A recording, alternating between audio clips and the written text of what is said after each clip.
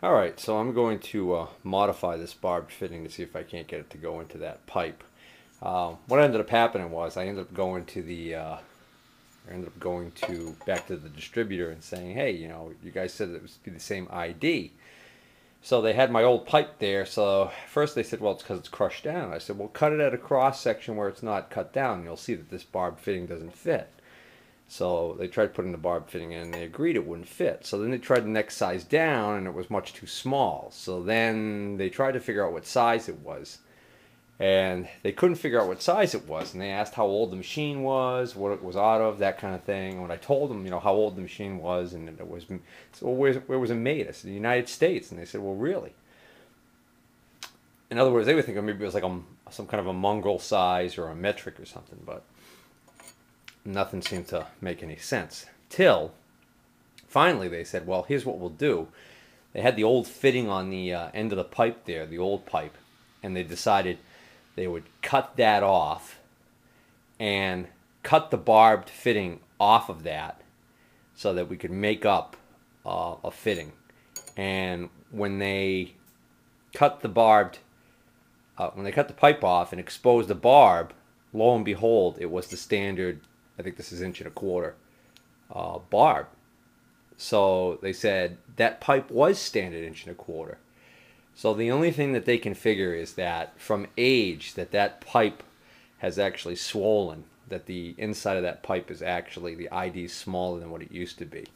So where it was around the barb the whole time, it was still okay. And I could stick this barb in to part of where they had pulled the old barb out, but I can't stick it in where the pipe is freshly cut. So the recommendation was, if I still want to try and splice onto that barb, that little piece of pipe in there, that I should grind down some of these barbs on one side of this, so that one side will go into the new pipe and the other side, which will be kind of smooth, will have to go into the other pipe, and hopefully that'll hold. And obviously if it was pressure this wouldn't work, but since it's suction, maybe it'll be okay. So it's worth a shot. So I was going to rig up something elaborate to actually do this. I was going to mount this on a mandrel and then spin it with a drill, so that as I was grinding it, I would get a very precise grind. And then it occurred to me, time is of the essence here, because it's not raining right now, but we got heavy rain moving in. I really wanted to try and get this done this morning, so I'm just going to go with grinding it here on my bench grinder, and I'm just going to reposition my tool holder here, or my rest, so that I can use the rest to help study this thing and rotate it as it's grinding. Alright, so now with the rest repositioned, I should be able to get some pretty decent control and turn this as I'm grinding it, and see if we can't grind off the barbs on this thin-walled stuff without going all the way through. Alright, so I'm only working on the first couple of barbs, but I don't know if you can see from the cross section there, but I've got them down. Not completely smooth, but significantly less than what it was, and it might be just enough now to be able to get it started. And then maybe once I get it started, maybe then I could pound it in and be able to keep the other barbs on there for integrity. Well, it still doesn't want to go. I think what I'm going to do now is grind a little bit more off the barb, and then I'm going to get my heat gun out here. I'm going to try and heat that up and see if that relaxes it some. Can't find my electric heat gun right now, so I'm using a propane heater. Just getting it pre-warmed up, and then I'm going to put it in behind the tank and heat that hose up that way. Last time I used this, there was a problem with this regulator.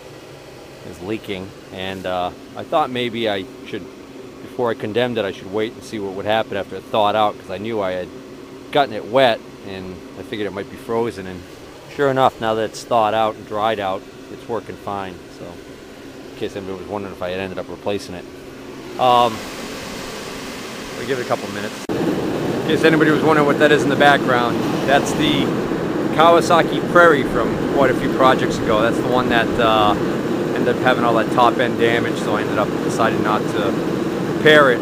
I've been parting it out and been doing pretty well so far. I've sold quite a bit off of it. Pretty happy with the results. One of the great things about diesels, I don't have to worry about gas leaks causing an explosion.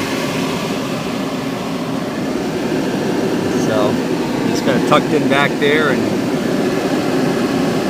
I've got it on low setting, so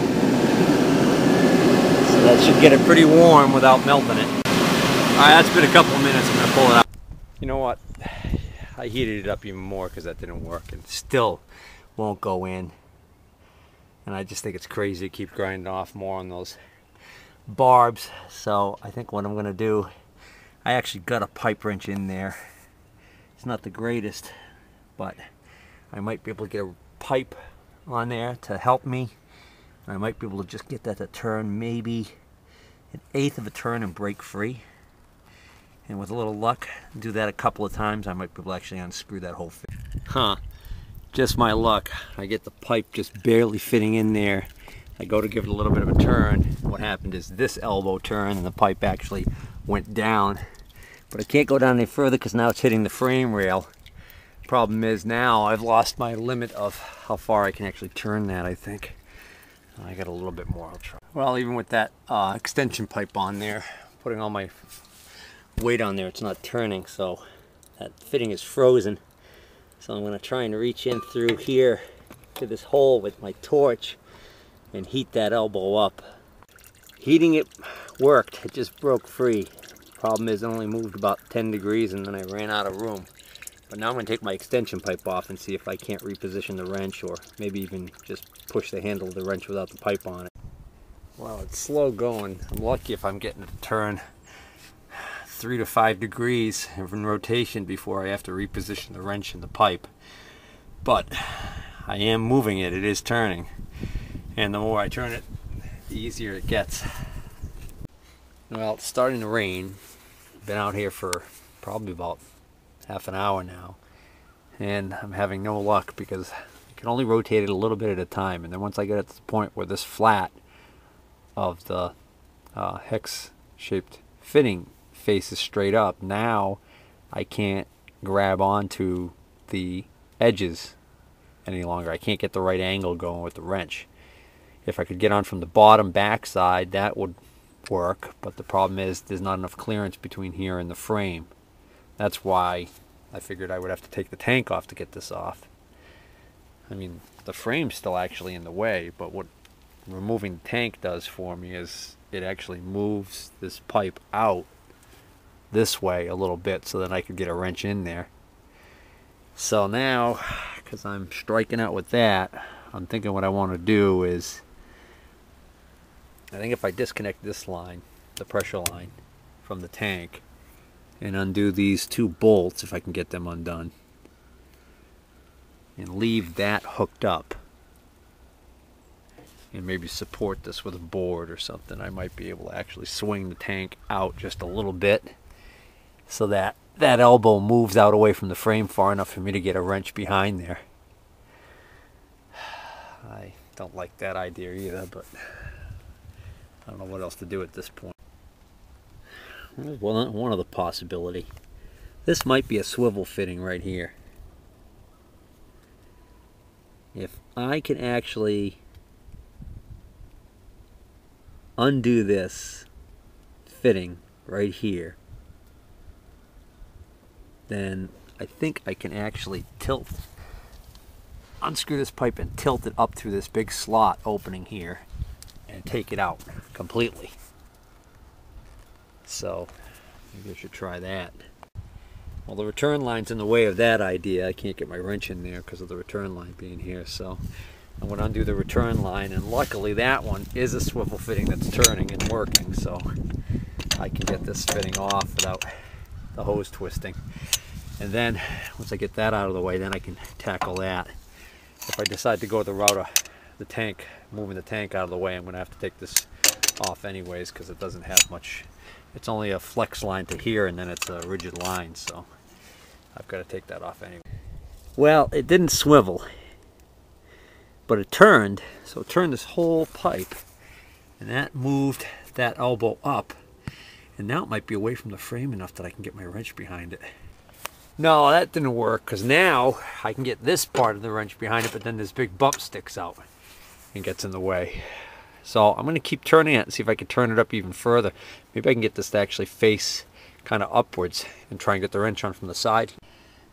Well, I'm getting there. Might not look like much, but by a combination of swinging, turning this facing up, getting a little bit of a turn on it from the top, then turning it back down, repositioning the wrench and getting a turn from the side again, just going back and forth like that, I was finally able to get it to the point now where it's loose enough that I don't need a pry bar on the wrench handle. So I've been just kind of like playing around with different positions here, and I've been able to turn it now. Now it's getting real loose, so pretty soon I'll be able to reach in there and just unscrew the whole thing with my hand. But I did it, and I didn't have to remove the tank. Let's see if I can get that. Yeah, now I can turn it with my hand.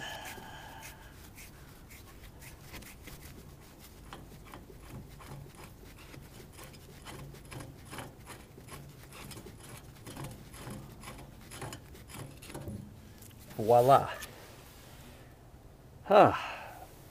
So, oh man, the inside of that hose is nasty. Get the stuff in there. Yuck. I really need to clean this tank out. Alright, I've turned that fitting facing down so the tank can continue to drain if it wants to. And I'm going to get something to plug up this hole.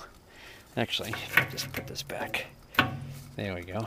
That way any rain today will not go down that return line. Whew. So the way this hose was going when I got the tractor was it went from the pump here, went back through there, came out of the frame, from behind the frame rail, out into this area here, and let's see, turned along here, and then went over the frame rail there and into that fitting. And what I think happens is, I think when the loader's in the fully down position, I think the cylinder right here actually comes down pretty far, and I think was crushing that hose in here. So I think part of the damage to that hose was actually due to the hydraulic cylinder. You can see this fitting right here would come down pretty low, and that might be how it was crushing that. So I'm thinking, since I've got to rework this hose anyways, figure out how I'm going to use my new hose so it doesn't go to waste. I think if I get a fitting like what's on the end of that hose there installed on my new section of hose, and then add a rigid pipe like that one that goes across there right to that fitting, so that it comes out to about here, it'll make up for the fact that my new pipe's gonna be now that much too short. So I can make that up with like a 12-inch nipple. In other words, I'm gonna get another pipe like this, screw it into that, and then take a double female fitting and screw it onto that. And that'll give me a threaded hole just like what I've got over there, only more in like this location here. And then I think I'm going to route the new hose behind this guard right here, because I think there's enough room. Maybe not. No, I think there might be just enough room for it to come right through here. So I have it come along here, go through here, and go to my my nipple, which will be over here, and that'll keep it out of this area right here where it was kind of like sagging and crushed. Well, it's been raining light the whole time I've been working on this. Now it's starting to get a little bit heavier, and I'll tell you, it got extra cold now. My hands are freezing, so I'm going to pick up my tools and head in.